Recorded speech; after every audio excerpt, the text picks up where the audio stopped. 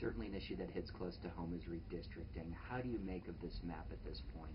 Well, the map that has been approved there does immeasurable damage to our community and to communities across the state. It denies minority voices. It denies a voice for the unique and special place that I've always called home, Austin, Texas. But it's equally unfair to families in San Antonio and up and down the San Antonio to Austin corridor, splitting communities in unfair ways, making the member of Congress who serves this and other areas less accessible, less accountable, and more dependent on big money contributions, because this doubles and triples in some cases the cost of running for office. For your district, how's it going to look different for you?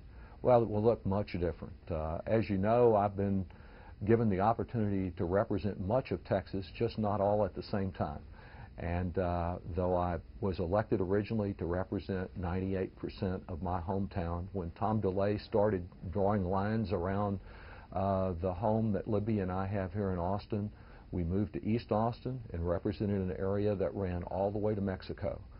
We continue to live there, but represent an area that stretches now 8 counties, San Marcos, Lockhart, Bastrop, toward Victoria. I represent about half of the people of Travis County. Under this new map, that's reduced in half. Our house is removed from the district. It begins at East 7th Street and runs south through communities along the I-35 corridor until you get to the south side of San Antonio. It is a district that is designed to assure that Austin and Travis County has no voice, no member of Congress that's based in this community. I think that's wrong. I think it's wrong for us in San Marcos and Seguin and San Antonio. Do you think a lot of Austin voters realize this, and what do you think they need to know and maybe understand as they hear the word redistricting and maybe don't necessarily realize how it affects them? I don't think they realize it. I believe that they need to know that just like the people that come in this office every day that maybe can't get the health care that they need after suffering the disability of cancer, who we work with, or a veteran who has served our country and given his or her all and is not getting the veterans benefits they have, that they won't have a member of Congress who's ready and available to meet their needs. When they have a problem with what Congress is doing or they think priorities should be changed, they won't have a congressman at the neighborhood grocery there ready to listen and be held accountable. It means that there won't be someone who's of, by, and for this community to be an advocate for our community values. And then when issues come up that affect our community, building the largest veterans outreach clinic in the entire United States here, getting the resources that are needed at Texas State in San Marcos or Houston Tillotson or San Edwards, that there won't be someone there being an advocate for that. Those are the kind of issues that make a difference in our lives. And then there's the overall question of the values here in Austin and whether we want a member of Congress representing Austin or members of Congress who don't favor preserving Medicare, who believe that we should be cutting student financial assistance instead of adding to it, and who don't reflect, I believe, the values that are at the core of this community.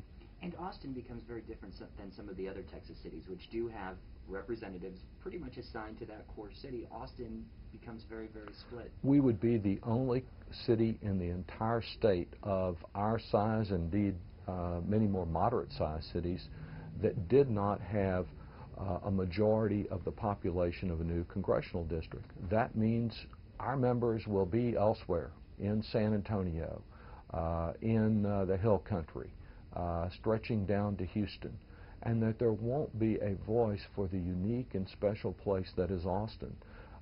People that think that they can contact a member of Congress and hear back promptly and responsively to the values they care about are about to find out that Republicans have decided to squelch that. And I don't view it as just personal or just partisan. It is an attack on our community in much the same way that Austin was deprived of any voice on the State Board of Education. And your district has been carved up before. How does this compare to previous carvings, if you will? Well, Tom DeLay thought that the best way to get rid of me was to split up Travis County in 3 pieces. Earlier in the year, Lamar Smith drove a dagger into the heart of this community and split it up 4 ways.